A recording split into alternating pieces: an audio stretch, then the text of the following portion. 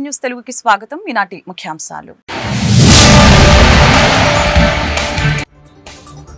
ఎమ్మెల్యేలు నిరంతరం నేర్చుకుంటూనే ఉండాలి. రాష్ట్రంతో పాటు కేంద్ర బడ్జెట్లో నిధుల కేటాయింపులపై అధ్యయనం చేయాలి.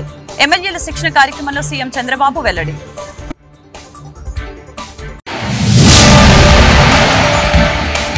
జిల్లా జైల్లో సోషల్ మీడియా కార్యకర్తల్ని పరామర్శించిన మాజీ మంత్రులు అంబటి రాంబాబు, పేర్ని నాని. పోలీసులు వేధింపులకి గురి చేస్తున్నారని ఆరోపణ. వైసీపీ యాక్టివిస్టులకి అండగా ఉంటామని ప్రకటన.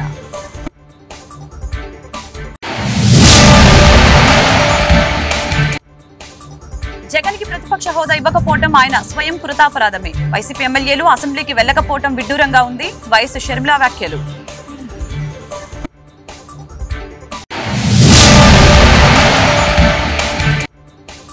ఏపీలో అరాచక పాలన సాగుతుంది. ప్రశ్నించే వారిపై అక్రమ కేసులు పెట్టి వేధిస్తున్నారు. పోసాని కృష్ణమురళి విమర్శలు.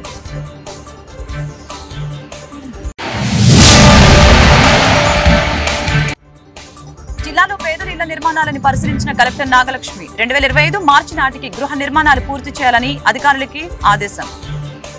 ఎమ్మెల్యేలు నిరంతరం నేర్చుకుంటూనే ఉండాలని ముఖ్యమంత్రి చంద్రబాబు నాయుడు తెలిపారు. రాష్ట్రంతో పాటు కేంద్ర బడ్జెట్లోని నిధులు కేటాయింపులపై ఎమ్మెల్యేలు స్టడీ చేయాలని సూచించారు. పనిచేయాలని ఆసక్తి ఉంటే ఏదైనా సాధ్యమవుతుందని ఈ సందర్భంగా తెలియజేశారు. పార్లమెంట్ రీసెర్చ్ స్టడీస్ సబ్జెక్టు బడ్జెట్పై వారికి అవగాహన కల్పించారు. సదస్సులో భాగంగా ఎమ్మెల్యేలతో సీఎం చంద్రబాబు మాట్లాడారు.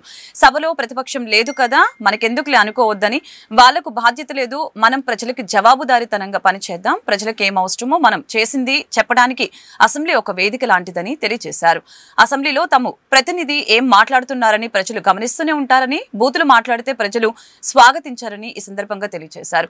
ప్రభుత్వం తెచ్చే పాలసీలు, బిల్లులపై శాసనసభ్యులు తప్పకుండా అధ్యయనం చేయాలి. పబ్లిక్ గవర్నెన్స్ లో ఎమ్మెల్యేలను భాగస్వాముల్ని చేస్తాం. విజన్ 2047 పై అందరి అభిప్రాయాలని తెలియచేయాలని సీఎం సూచించారు. జగన్ కు ప్రతిపక్ష హోదా ఇవ్వకపోవటం ఆయన స్వయం కృతాపరాధమేనని ఏపీ కాంగ్రెస్ అధ్యక్షురాలు వైఎస్ షర్మిల అన్నారు. 151 స్థానాలు గెలిపిస్తే ప్రజలకు ఎన్నో మాయ మాటలు చెప్పి ఆయన మోసం చేశారని ఈ సందర్భంగా ఆరోపించారు. అలాగనే వైసీపీ హయాంలో జరిగిన అవినీతి అక్రమాలని గమనించి ప్రజలు 11 సీట్ల ఇచ్చారని ఈ సందర్భంగా తెలిపారు. జగన్ ను ఎమ్మెల్యేగా ప్రజలు గెలిపించారు. ఎన్నికల్లో గెలిపించిన వారి తరపున పోరాడాల్సిన బాధ్యత లేదా? ఎన్నికల్లో 11 సీట్లైనా ఇచ్చారు, ఆ కృతజ్ఞత అయినా ఉండాలి కదా. మైక్ ఇవ్వరు, మాట్లాడనివ్వరు అంటూ అసెంబ్లీకి వెళ్లకపోవడం విడ్డూరంగా ఉంది. జగన్ అహంకారం, అజ్ఞానం బయటపడుతుంది. అసెంబ్లీకి వెళ్లే ధైర్యం, సామర్థ్యం లేవా? దీనికి ఆయన సమాధానం చెప్పాలని తెలిపారు. వైసీపీ ఎమ్మెల్యేలను ఇవే ప్రశ్నలు అడుగుతున్నాం. సభకు వెళ్లకపోవడం అంటే ప్రజలకి వెన్నుపోటు పొడవటం కాదా? బడ్జెట్ ప్రవేశపెడితే వైకాపా సభ్యులు కనీసం హాజరు కాలేదు. అసెంబ్లీకి వెళ్లకపోతే రాజీనామా చేయాలి. అప్పుడు ఎన్నికలకు వెళితే ప్రజలే బుద్ధి చెప్తారని షర్మిల అన్నారు. ఈరోజు అసెంబ్లీకే వెళ్ళను అని మొదటి వేసుకొని కూర్చున్నారు. ఇది భావ్యమేనా అని మళ్ళీ అడుగుతున్నాం. జగన్మోహన్ రెడ్డి గారు, ఆయన ఎమ్మెల్యేలు అందరూ కలిసి 11 మంది ఉన్నారు. మరి వీళ్ళని గెలిపించింది ప్రజలైతే ఆ ప్రజలను వాళ్ళు అసెంబ్లీలో రిప్రజెంట్ చేయాల్సిన అవసరం వాళ్ళకు లేదా? వారి బాధ్యత కాదా? జగన్మోహన్ రెడ్డి గారు అసెంబ్లీకి వెళ్ళను, నాకు ప్రతిపక్ష హోదా ఇవ్వకపోతే నాకు మైక్ ఇవ్వరు, నన్ను మాట్లాడనివ్వరు అని చెప్తున్నారు. అయ్యా, నీకు ఎందుకు ఇవ్వటం లేదు ప్రతిపక్ష హోదా? మీ స్వయం కృతాపరాధమే కదా. మీకు 11 మందే గెలిపించారు ప్రజలు అంటే, ఒకప్పుడు 151 మందిని గెలిపించిన ప్రజలు మిమ్మల్ని 11 మందినే గెలిపించారు అంటే మీ స్వయం కృతాపరాధం కాదా? ఎన్ని మాటలు చెప్పారు మీరు ప్రజలకు? ఆఖరికి రాజశేఖర రెడ్డి గారి జలయజ్ఞం ప్రాజెక్టు నవరత్నాలలో అదొక రత్నం. 6 నెలల్లో రాజశేఖర రెడ్డి గారు వదిలి వెళ్లిపోయిన ప్రాజెక్టులు అన్ని పూర్తి చేస్తామని చెప్పి కూడా మీరు పూర్తి చేయలేదు. ఇలా 1 కాదు 2 కాదు, పూర్తి మద్యపాన నిషేధం అని మోసం చేశారు. 3000 కోట్లతో ధర స్థిరీకరణ నిధి అని మోసం చేశారు. మెగా డిఎస్సి అని మోసం చేశారు. ఇలా ప్రజలు మీ అవినీతి అక్రమాలను గమనించారు కాబట్టే మీకు 11 సీట్లే ఇచ్చారు. పోనీ అవైనా ఇచ్చారు కదా, ఇచ్చారు అన్న కృతజ్ఞత అయినా ఉండాలి కదా. ఇది చాలా విడ్డూరంగా ఉంది. మళ్ళీ చెప్తున్నాం, this is not right. Jaganmohan Reddy గారి అహంకారం, అజ్ఞానమే బయటపడుతుంది. ఒకవేళ జగన్మోహన్ రెడ్డి గారికి ఏమైనా అసెంబ్లీకి పోయే ధైర్యం లేదా, లేక ఆ సామర్థ్యం లేదా? జగన్మోహన్ రెడ్డి గారు సమాధానం చెప్పాల్సిన అవసరం ఉంది. ఈరోజు జగన్మోహన్ రెడ్డి గారి వైసీపీ ఎమ్మెల్యేలకు కూడా ఈ ప్రశ్న అడుగుతున్నాం. మిమ్మల్ని ప్రజలు గెలిపించారు. ప్రజల తరపున టీవీ5 ఈనాడు ఏబిఎన్ ప్రశ్నించడం మానేయాలని వైఎస్ఆర్సీపీ నేత పోసాని కృష్ణమురళి తెలిపారు. మంగళవారం ఆయన మీడియాతో మాట్లాడారు. ఏపీలో అరాచక పాలన జరుగుతుందని ధ్వజమెత్తారు. ప్రశ్నిస్తే అక్రమ కేసులు పెట్టి జైళ్లకు పంపుతున్నారని ఈ సందర్భంగా తెలిపారు. చంద్రబాబు సూపర్ 6 అని ప్రచారం చేశారు, ఇవ్వడం మానేశారు. బస్సులు ఫ్రీ, ఆడపిల్లలకు 15,000 అన్నారు, ఇంతవరకు ఇవ్వలేదు. హామీల గురించి ప్రశ్నిస్తున్న వారిని అరెస్టులు చేస్తున్నారని పోసాని నిలదీశారు. చంద్రబాబు గారు మొన్న ఎలక్షన్ ముందు పోలీసులు కొడుతూ తరమండ్రా నా కొడుకుల్ని పోలీసుల్ని కార్యకర్తలు వెంటబడి కొట్టి ఒక పోలీస్ కుర్రోడు పాపవాడు ఎంగు ఆడు కన్నంతా పోయిందన్న కంట్లో పొడిచాడు. వాడు కాలు ఇరిగిపోయింది, వాడు భుజం ఇరిగిపోయింది. ఎవరంది ఆ తిట్లు? ఎవరంది? ది గ్రేట్ నారా చంద్రబాబు నాయుడు గారు. ఆయన ఏమన్నా చేయగలిగావా? ఎరా టీవీ5 అలా అనొచ్చా? ఒక మాజీ ముఖ్యమంత్రి పోలీసులు నా కొడకలారు అనొచ్చా? ఏరా బిఆర్ నాయుడు, ఇంత కూడా సిగ్గులేదా? ఓకే చూడు, ఇంకా గ్రేట్గా ఉన్నాయి కదా. ఇంకోటి జగన్ గారిని బచ్చాగాడు అని జనం బంధు పుట్టుకొని వాడిని తరిమి కొట్టండి. చూడండి క్లియర్గా రాశా, వాడి కళ్ళల్లో సీసం పోయండి. ఎవడరా నావే తిట్లు ఈయనయ్య? నేను బచ్చాగాండ్రా, నన్ను ఎవడు పట్టించుకోడు. కానీ ఆయన పెద్ద లీడరు. ఒక లీడరు కార్యకర్తల దగ్గర అతను నేను విశేషం పోయండి కళ్ళల్లో, వాడు బొచ్చాగాడు తరిగి కొట్టండి ఆ దున్నపోతుని అని నువ్వంటే క్యాట్ బాల్తో కొట్టలేదా? లక్కీగా బతికి బయటపడలేదా జగన్మోహన్ రెడ్డి? ఇవి తిట్లు, ఇవి ఎప్పుడైనా ప్రజలకి తెలియజెప్పావా?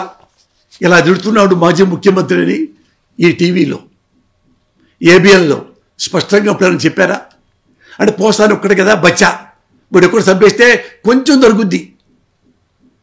ఇంకా చూడండి అయ్యగారు అటు చెప్పారు నరేంద్ర మోడీని, నరేంద్ర మోడీ నీకు పెళ్ళాం లేదు, నాకు పెళ్ళాం ఉంది. నీకు బిడ్డలేరు, నాకు బిడ్డ ఉంది. నువ్వు రౌడీవి, ఖేడీవి. మోడీ కాదురా నువ్వు, ఖేడీ. ఇది ది గ్రేట్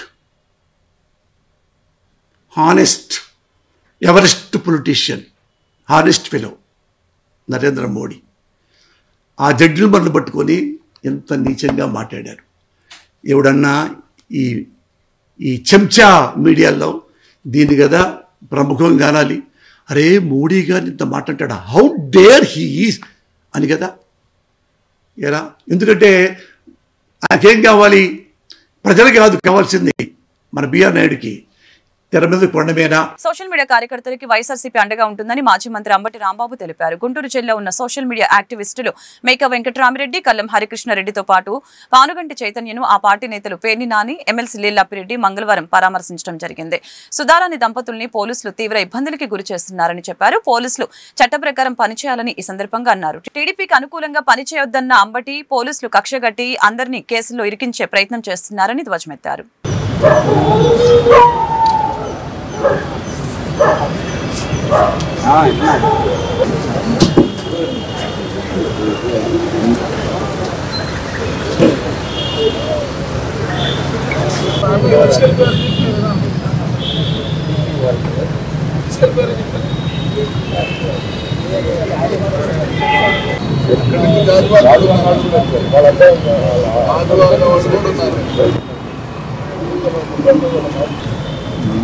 నిద్ర దీంతో వస్తుంది.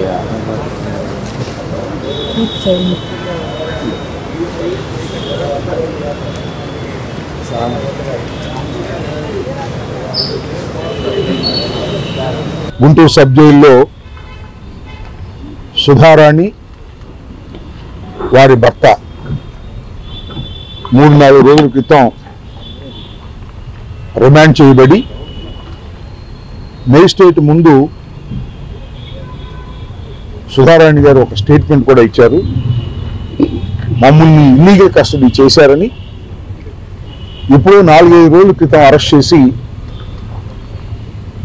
ఈరోజే మీ ముందు మమ్మల్ని ప్రొడ్యూస్ చేశారని, అది ఇల్లీగల్ కస్టడీ అని, ఆ ఇల్లీగల్ కస్టడీలో నన్ను నా భర్తని కూడా కొట్టారని, మ్యాన్ హ్యాండిల్ చేశారని, దెబ్బలు కూడా మ్యాజిస్ట్రేట్ గారికి చూపిస్తే మ్యాజిస్ట్రేట్ గారు దాన్ని రికార్డ్ చేసి గవర్నమెంట్ హాస్పిటల్కి ఎగ్జామినేషన్కి పంపి తరువాత రిమాండ్ చేశారు. వాళ్ళిద్దరూ కూడా భార్యాభర్తలు చాలా యాక్టివ్ సోషల్ మీడియా కార్యకర్తలు వైఎస్ఆర్ కాంగ్రెస్ పార్టీకి. ఈ ప్రభుత్వం వచ్చిన తర్వాత తెలంగాణ వెళ్ళిపోయి నివసిస్తుంటే వారిని కావాలని పట్టుకొచ్చి వేధించే కార్యక్రమం చేస్తున్నారనేటువంటి ఉద్దేశంతో నిన్న జైల్లో ఉన్నప్పుడు చిలుకూరుపేట మాజీ శాసనసభ్యురాలు, మాజీ మంత్రి గారు రజనీ గారు వచ్చి పరామర్శించి వెళ్ళారు. ఈరోజు మేమందరం, మేయర్ గారు, నేను, అప్పిరెడ్డి గారు, అలాగే పేర్ని నాని గారు, ఇంకా తదితర మిత్రులందరం వెళ్ళి మళ్ళా పరామర్శించి వాస్తవాలు తెలుసుకున్నామనే ఉద్దేశంతో మేము ఇక్కడికి పర్మిషన్ పెట్టుకుని ఇక్కడికి రావడం జరిగింది. చిత్రం ఏంటంటే మేము వచ్చేటప్పుడు వాళ్ళిద్దరు లేరు. మేము వచ్చే ముందు ఒక 10 నిమిషాల ముందు పెద్దిరెడ్డి సుధారాణి గారు, అట్లాగే వాళ్ళ భర్త గారు వెంకటరెడ్డి గారు, అట్లాగే హరికృష్ణారెడ్డి గారు, వెంకటరామరెడ్డి గారు, అశోక్ రెడ్డి గారు, చైతన్య గారు, ఇట్లా ఎవరెవరైతే సోషల్ మీడియా కేసుల్లో అరెస్ట్ అయ్యి లోపల ఉన్నారో వాళ్ళందరినీ కూడా వైఎస్ఆర్ కాంగ్రెస్ పార్టీ తరఫున పరామర్శించడానికి రావడం జరిగింది, ధైర్యం చెప్పడానికి రావడం జరిగింది. ఇవాళ పోలీస్ వ్యవస్థని ఏ రకంగా కూటమి ప్రభుత్వం తప్పుడు పనులకు వాడుకుంటుందో మనందరం కూడా ఇవాళ ప్రతి ఒక్కరం కూడా చూస్తున్నాం. ఇదివరకు కూనీలు చేసిన వాళ్ళని, దోపిడీలు చేసిన వాళ్ళని కొడితేనే తప్పని పోలీసుల్ని ప్రజా సంఘాలు, మానవ హక్కుల సంఘాలు తప్పులు పట్టాయి. కానీ ఇవాళ రాజకీయ కక్ష సాధింపు జగన్మోహన్ రెడ్డికి అండదండలుగా ఈనాడు, జ్యోతి, మరో 10 చంద్రబాబు తొత్తులుగా పనిచేస్తున్నటువంటి టీవీ ఛానల్స్ అన్నీ కూడా వాళ్ళు చిమ్మేటువంటి విషాన్ని అధిగమిస్తూ తిరిగి ఆ విషాన్ని పటాపంచలు చేసి వాస్తవాల్ని ప్రజలకు చెప్పడం, ఈ పాలకులు చేస్తున్నటువంటి ప్రజా వ్యతిరేక పాలనని పీఎంఏవై కింద మంజూరైన ఇళ్లను 2025 మార్చి నాటికి పూర్తి చేయాల్సిందని కలెక్టర్ నాగలక్ష్మి తెలిపారు. మార్చి అనంతరం కేంద్ర ప్రభుత్వం నుంచి నిధులు రావని, స్టేట్ బడ్జెట్ నుంచే ఖర్చు పెట్టాల్సి ఉంటుందని ఆమె స్పష్టం చేశారు. ఈ మేరకు మంగళవారం తాడికొండ నియోజకవర్గం గుంటూరు మున్సిపల్ పరిధిలో పేరేచర్లలోని ఇళ్ల లేఅవుట్లని ఎంఎస్ఎంఈ కింద నెలకొల్పిన యూనిట్ ని పరిశీలించడం జరిగింది. ప్రస్తుత ప్రభుత్వం ఇచ్చిన టార్గెట్ లో 200 రోజులు యాక్షన్ ప్లాన్ లో ఇళ్ల నిర్మాణాలు పూర్తి చేయడం, స్టేజ్ కన్వర్షన్ నియోజకవర్గ మండలాల వారీగా టార్గెట్ ఇవ్వడం జరిగిందని తెలిపారు.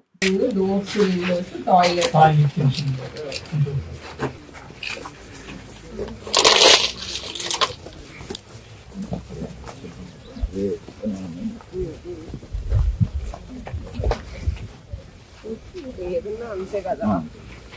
బట్ అదే మీకు అంటే ఇప్పుడు దీంట్లో ఆప్షన్ 3 పద్ధతిలో మీరు అన్ని కూడా అలాట్ చేసినా పర్లేదు, కానీ ముందు ఉన్నవన్నీ కంప్లీట్ చేస్తే ఎక్కువ మంది ఉండేలాగా వస్తే అప్పుడు కొంచెం బెటర్ గా ఉంటుంది.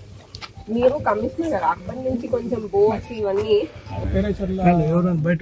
ఇక్కడ కొన్ని కూపన్స్ కూడా ఇచ్చాను మేడం. ఆ కూపన్స్ ఇస్తే వాళ్ళు చూడారు మేడం, కొంచెం రేట్ ఎగ్జామ్షన్స్ కూడా చూడారు.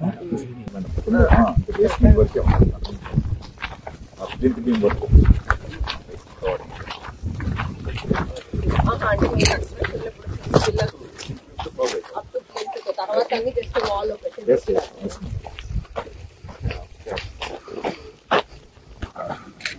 Last time engineering stage conversion చేయమని నార్త్ లెవెల్ లో కొంచెం వాల్యూమ్ రూట్ లెవెల్ వరకు కట్టిన తర్వాత 6 నెలలు 7 నెలలు అలాగే ఉండే తిరిగి పాలక సంస్థల్లో ఉండే బెనిఫిషరీస్ కి సంబంధించి హౌసింగ్ తరఫున వాళ్ళకి పేరేచెర్ల కానీ, ఏత్కూర్ కానీ, పొత్తూరు కానీ, ల్యామ్ కానీ, ఇలా చాలా వివిధ ప్లేసెస్లో లేఅవుట్స్లో వాళ్ళకి స్థలాలు ఇచ్చి అక్కడ ఇల్లు కూడా శాంక్షన్ చేయడం జరిగింది. మనకి ఇప్పుడు ప్రస్తుతం ప్రభుత్వం ఇచ్చిన టార్గెట్లో మనకి ఏదైతే 200 days యాక్షన్ ప్లాన్ లో హౌసింగ్ కంప్లీషన్ కానీ, స్టేజ్ కన్వర్షన్స్ కానీ దీనికి కూడా యుఎల్బి వారీగా, మండల్ వారీగా టార్గెట్ అనేది ఇవ్వడం జరిగింది. మనకి గుంటూరు నగరపాలక సంస్థలో బెనిఫిషరీస్ ఎక్కువ ఉండడంతో మనకి దాదాపు టార్గెట్ లో 2/3 మనకి గుంటూరు సంబంధించిన టార్గెట్సే ఉన్నాయి. సో ఇక్కడ లేఅవుట్ లో కొన్ని పనులు స్లోగా జరుగుతున్నాయి. ప్లస్ మనకు అందరూ కాంట్రాక్టర్స్ ఆప్షన్ 3 పద్ధతిలో ముందులాగా చేయడానికి ఇంకా ముందుకు రాలేదని, ఇక్కడ లోకల్ గా సమస్యలు ఉన్నాయంటే ఇవాళ ఇక్కడ చూడడానికి వచ్చున్నాము. ఇక్కడ లోకల్ గా అవైలబిలిటీ ఆఫ్ మెటీరియల్, ప్రైస్, దీని వల్ల అంతా కొంచెం డిస్టర్బెన్స్ జరిగింది. సో దీని మేరకు మళ్ళీ ఇప్పుడు ఇక్కడ పీడీ గారికి, తర్వాత మైన్స్ డిపార్ట్మెంట్ వారికి, ఆర్డీఓ గారికి ఆదేశాలు ఇచ్చి మనకి వీళ్ళకి కావాల్సిన మెటీరియల్ లీజ్ ఓనర్స్ తోనూ, క్రషర్ ఓనర్స్ తోనూ అందరితో మాట్లాడి ఒక కన్సెషనల్ రేట్ కి ఇప్పించడానికి కోసం మీటింగ్ పెట్టమని చెప్పడం జరిగింది. శాండ్ అనేది ఆల్రెడీ మనము ప్రొవైడ్ చేస్తున్నాము. వాటర్ గానీ, కరెంట్ సంబంధించిన చిన్న చిన్న ఇబ్బందులు కూడా కన్సర్న్డ్ మనకి. గుంటూరు నగరపాలక సంస్థ పరిధిలో సచివాలయ కార్యదర్శులు స్థానికంగా ఉండే ప్రజల సమస్యల పరిష్కారానికి చర్యలు తీసుకోవాలని, నూతన రోడ్లు, డ్రైన్ నిర్మాణ సమస్యలు ఉన్నతాధికారుల దృష్టికి తీసుకుని రావాలని, ప్రజల నుంచి పీజీఆర్ఎస్ లో అందే ఫిర్యాదులు లేదా అర్జీలను నేరుగా క్షేత్రస్థాయిలో పరిశీలిస్తామని నగర కమిషనర్ పులి శ్రీనివాసులు వార్డు సచివాలయ కార్యదర్శుల్ని ఆదేశించడం జరిగింది. మంగళవారం కమిషనర్ గారు రత్నగిరి నగర్, తురకపాలెం రోడ్డు, నగరాల్లోని సరస్వతి నగర్ తదితర ప్రాంతాల్లో స్థానికుల ఫిర్యాదు మేరకు జీఎంసీ అధికారులతో కలిసి పరిశీలించారు. తీసుకోవాల్సిన చర్యలపై అధికారులకి తగు ఆదేశాలు జారీ చేశారు. ఈ పర్యటనలో ఈఈ కోటేశ్వరరావు, డిఈఈలు రమేష్ బాబు, శ్రీనివాసు, డీసీపీ సూరజ్ కుమార్, ఏఎంహెచ్ఓ ఆనంద్ కుమార్, ఏఈలు, శానిటరీ ఇన్స్పెక్టర్లు, సచివాలయ కార్యదర్శులు పాల్గొన్నారు.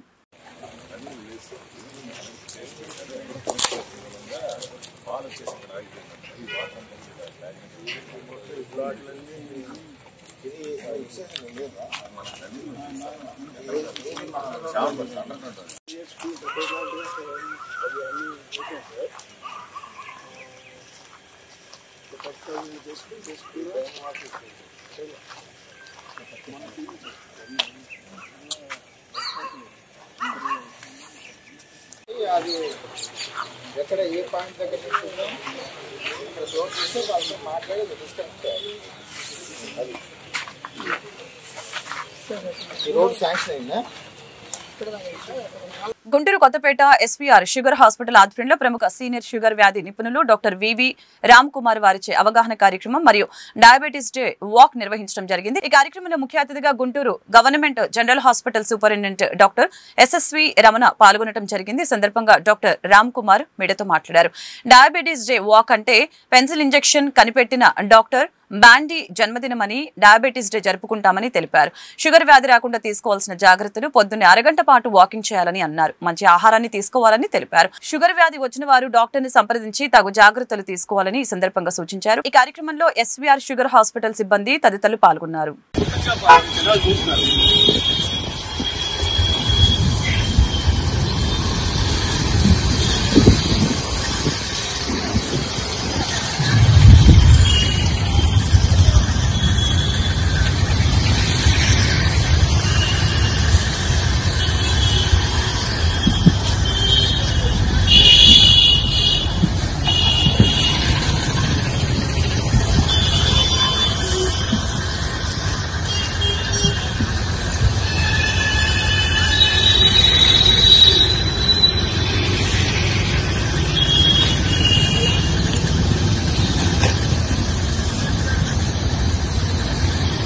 నడక వద్దంటుంది ఆసుపత్రిలో పడక, నడక పెంచుతుంది నడక,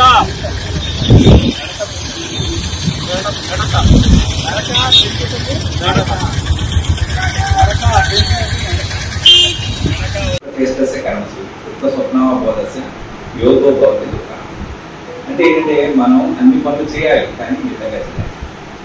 ఎందుకంటే మనం ఎక్కువ స్ట్రెస్ పడి ఎక్కువ వర్క్ చేసినా కూడా మంచిది కాదు. తర్వాత ఆహారం కూడా మితంగా తినాలి, యుక్తాహారం. తర్వాత విహారం, మనం చేసే ఎక్సర్సైజ్ కూడా ఎక్కువ చేయకూడదు. ఆ తర్వాత ఎక్కువ స్వప్నం అంటే స్లీపింగ్ అనమాట. స్లీపింగ్ కూడా డయాబెటీస్ కి స్లీపింగ్ తోటి సంబంధం ఏంటంటే ఎక్కువ నిద్ర. నమస్కారం, నేను మీ sugar doctor Ram Kumar, SVR sugar hospital ఈరోజు మేము వరల్డ్ డయాబెటీస్ డే సందర్భంగా డయాబెటీస్ వాక్ నిర్వహించాము. వరల్డ్ డయాబెటీస్ డే అంటే ఏంటంటే ఇన్సులిన్ ని కనిపెట్టిన డాక్టర్ బ్యాంటింగ్ ఆయన జన్మదినాన్ని వరల్డ్ డయాబెటీస్ డేగా పాటిస్తారు. ఈ వరల్డ్ డయాబెటీస్ డే రోజు మాకు ఇంటర్నేషనల్ డయాబెటీస్ ఫెడరేషన్ అని ఒక సంస్థ ఉంది. వాళ్ళు ఇచ్చిన గైడ్ లైన్స్ ప్రకారం మనకి ప్రజలలో షుగరు అంటే డయాబెటీస్ గురించి అవగాహన కల్పించి దాన్ని ఎట్లా కంట్రోల్ చేసుకోవాలి, దాన్ని నివారించడానికి మార్గాలు ఏంటి, ఒకవేళ వస్తే ఎలా బాగా కంట్రోల్ చేసుకోవాలి అనేది తెలియజేయడానికి అవగాహన. ఎందుకంటే చాలా మందికి షుగర్ ఉన్నా కూడా తెలియట్లా, అంటే వాళ్ళకి ఉందని తెలియకపోవడం వల్ల లేటుగా కనుక్కోవడం వల్ల వాళ్ళకి శరీరంలో కొన్ని నష్టాలు వస్తున్నాయి. అందుకని ఈ డయాబెటీస్ డే రోజు మేము స్క్రీనింగ్ చేయడం, తర్వాత డయాబెటీస్ వాక్. ఈ డయాబెటీస్ వాక్ ఎందుకు చేస్తామంటే షుగర్ని కంట్రోల్ చేయడానికి ముఖ్యంగా 4. మొదటిది ఏంటంటే ఎక్సర్సైజ్, అంటే వాకింగ్ చేయడం. రెండోది ఆహార నియమాలు పాటించడం, మనం తినే ఆహారంలో మార్పులు చేసుకోవాలి. మూడోది మందుల రోజు వేసుకోవడం. 4వది డాక్టర్ సలహా పాటించడం. ఈ 4 చేయడంలో మొదటిదైంది వాకింగ్. కాబట్టి ఈ వాకింగ్ అనేది చేస్తే నేను డాక్టర్ కమల, తను దంత వైద్య నిపుణురాలు, తర్వాత general hospital superintendent doctor SSV Ramana గారు వచ్చారు. మేమందరం కలిసి ఈ వాక్ నిర్వహించాము. ఈ వాక్ నిర్వహణలో ముఖ్య ఉద్దేశం ఏంటంటే మీకు కనుక అమ్మకి నాన్నకి ఉండి బరువు ఎక్కువగా ఉంటే షుగర్ వచ్చే అవకాశం ఉంది. షుగర్ నివారించడానికి కూడా వాకింగ్ అవసరం. వాకింగ్ చేయడం వల్ల షుగరు రాకుండా ఉంటుంది, ప్లస్ వస్తే కూడా కంట్రోల్ చేసుకోవడానికి. ఎవరికైనా షుగర్ రాకుండా ఉండాలంటే చేయాల్సింది ఏంటంటే మొదట రోజుకి అరగంట నుంచి 30 గంట వ్యాయామం చేయడం. భారతదేశంలో ఎక్కువ మందికి షుగర్ రావడానికి కారణం బరువు ఎక్కువగా ఉండడం. బరువు తగ్గాలన్నా కూడా వాకింగ్ చేయాలి, ఆహార నియమాలు పాటించి బరువు తగ్గడానికి ట్రై చేయాలి. మన ఎత్తుకి బరువుకి తర్వాత రెస్ట్రిక్ట్ రేషియో అంటారు. అంటే లక్షణాలు ఏంటంటే యూరిన్ ఎక్కువ రావడం, ఆకలి ఎక్కువ వేయడం, మంచినీళ్ళు తాగడం, ఈ 3 లక్షణాలు ఉంటాయి. అలా కాకుండా కొంతమందికి ఎటువంటి లక్షణాలు లేకుండా కూడా రావచ్చు. కాకపోతే ఏంటంటే ఏదైనా పుండు పడితే తగ్గకపోవడం, ఏదైనా నెమ్ము జలుబు చేస్తే తగ్గకపోవడం, పంటిలో సమస్యలు ఉంటే తగ్గకపోవడం, కాళ్ళలో తిమ్మెర్లు చురుకులు మంటలు చాలా మందికి దీనివల్ల తెలుస్తుంటది. కాబట్టి ఏమైనా సరే మన కుటుంబంలో అమ్మకి నాన్నకి ఉంటే రిస్క్ ఎక్కువ ఉంటుంది, అమ్మకో నాన్నకో ఉంటే రిస్క్ ఉంటుంది కానీ తక్కువ ఉంటుంది. కాబట్టి మీ కనుక కుటుంబంలో ఎవరికైనా షుగర్ ఉంటే 37 దాటినాక కంపల్సరీగా షుగర్ ఒకసారి చెక్ చేసుకోండి. మా హాస్పిటల్కి వస్తే కూడా చేస్తాము. జస్ట్ షుగరు చేతి మీద బ్లడ్ తీసి 10 సెకండ్స్లో చెప్పేస్తాం షుగర్ ఉంది లేనిది. కాబట్టి ఈ టెస్టులు చేయించుకోండి. ఈ నెలంతా మేము ఫ్రీగా చేస్తున్నాం. అంతేకాకుండా డాక్టర్ కమల దంత వైద్య నిపుణురాలు. షుగర్ పేషెంట్లో చాలా మందికి దంత సమస్యలు వస్తున్నాయి. షుగరు కంట్రోల్ అవ్వాలంటే పళ్ళు కూడా శుభ్రంగా ఉండాలి, నోరు శుభ్రంగా ఉండాలి. అందుకని ఈ విషయాన్ని ఈ నెల 14వ తేదీ నుంచి గుంటూరులో విశాలాంధ్ర పుస్తక మహోత్సవం జరగనుంది. స్థానిక ఏఎల్ బిఈడి కళాశాల ఆవరణలో 24వ పుస్తక మహోత్సవం నిర్వహిస్తున్నట్లు అరసం రాష్ట్ర ప్రధాన కార్యదర్శి వల్లూరు శివప్రసాద్ తెలియజేశారు. ఈ సందర్భంగా ఆయన మీడియాతో మాట్లాడారు. డిసెంబర్ 13వ తేదీ వరకు ఈ పుస్తక మహోత్సవం కొనసాగుతుందని తెలియజేశారు. ఈ అవకాశాన్ని నగర ప్రజలు సద్వినియోగపరచుకోవాలని సూచించారు. ఈ సమావేశంలో Visalaandhra book house manager Srinivas పాల్గొన్నారు.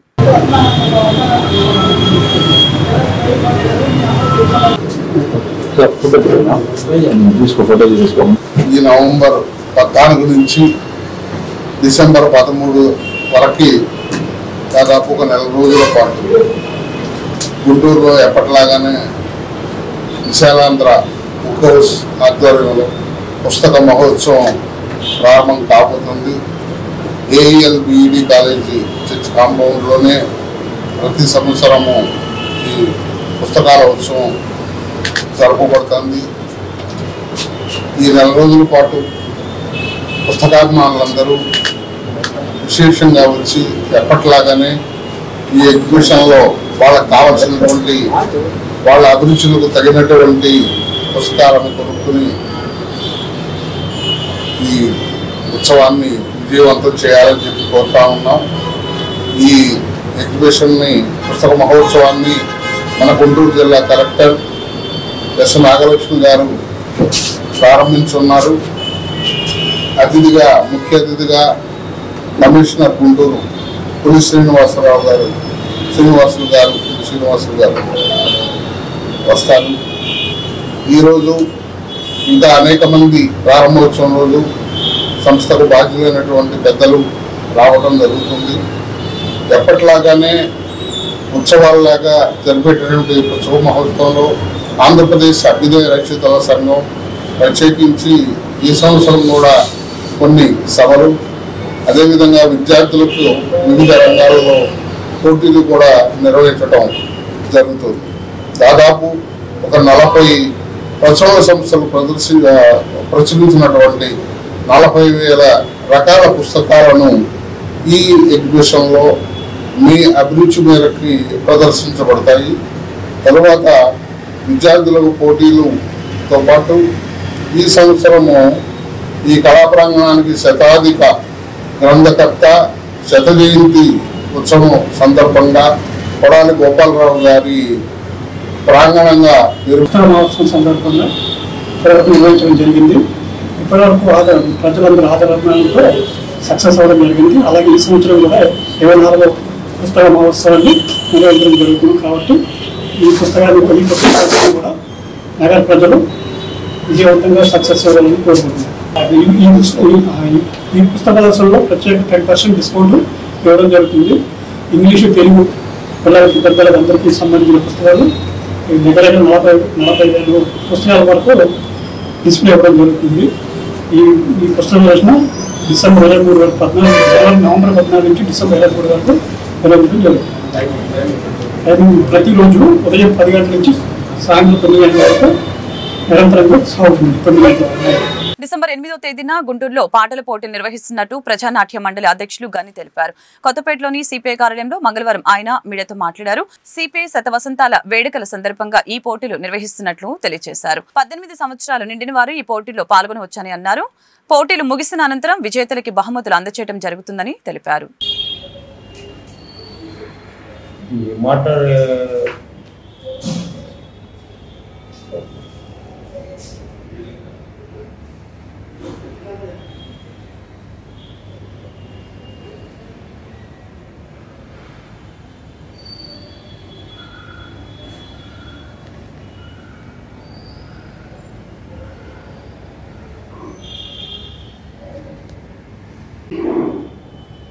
భారత కమ్యూనిస్ట్ పార్టీ సిపిఐ వచ్చే నెల డిసెంబరు 26వ తేదీ కల్లా 100 సంవత్సరాలు పూర్తి చేసుకొని 101లో వెళ్ళబోతున్నటువంటి సందర్భంగా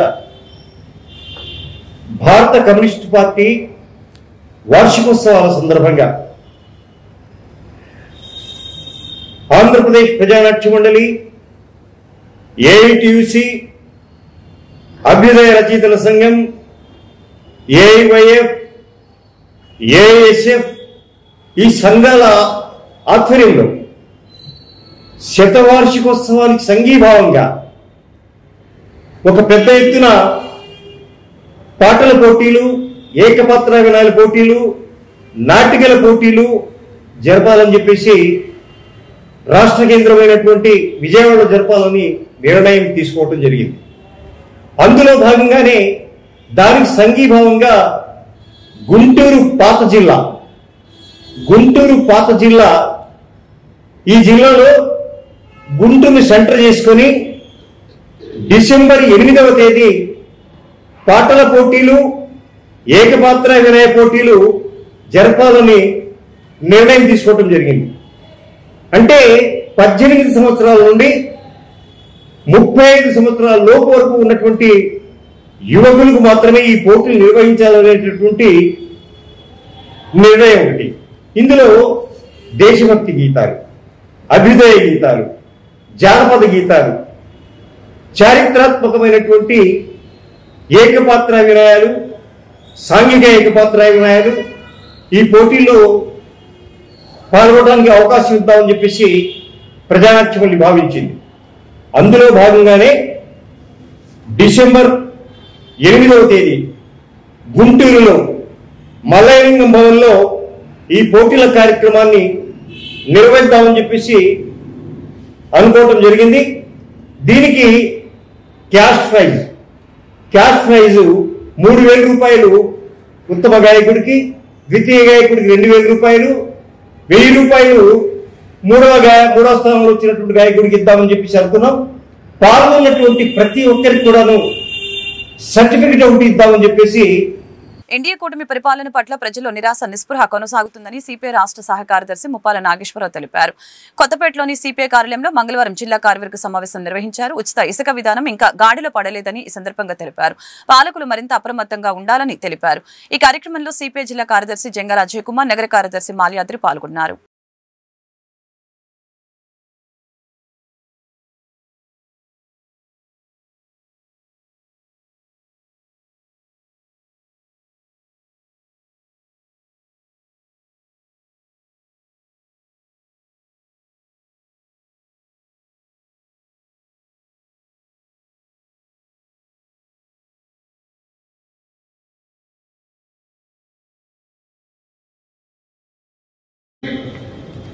ఉన్న పరిస్థితి ఉన్నప్పటికీ కూడా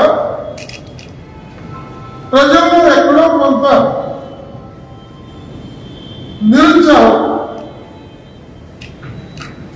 సంతృప్తి లేని పరిస్థితి. గవర్నమెంట్ ఏర్పడిన తర్వాత కూడా ఇంకా ఇసుక కష్టాలు తీరలేదు. ముఖ్యమంత్రి ఇసుకని ఉచితంగా ట్రాక్టర్ పెట్టి కూడా తోలుకోవచ్చు అని చెప్పిన ఏదో లోపం కింద కొనుగోలుదారుడికి అందుబాటులో లేదనే ఆవేదన ఉంది. ఇది సరిచేయడానికి పదే పదే రాష్ట్ర ప్రభుత్వం ప్రయత్నం చేస్తుంది.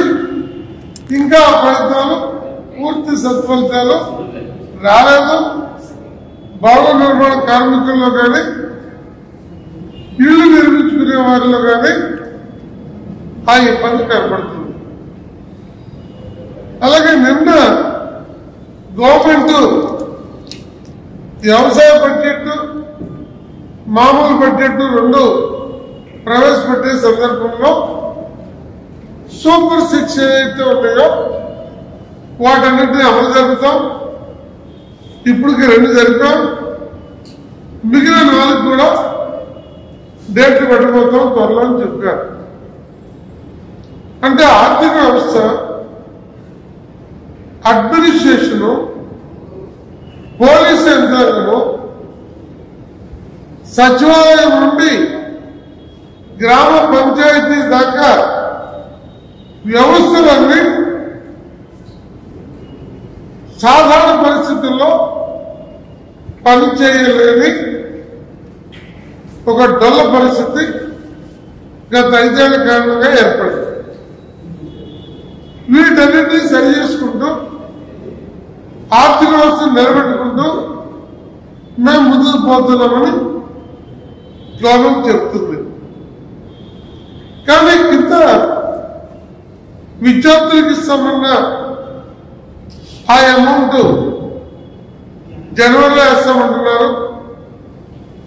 రైతులకి ఇస్తామన్న 20,000 సహాయాన్ని మార్చిలో వేస్తామంటున్నారు. కానీ ఇప్పటికైతే అవి అమల్లో జనానికి లభ్యత చేకూరలేదు.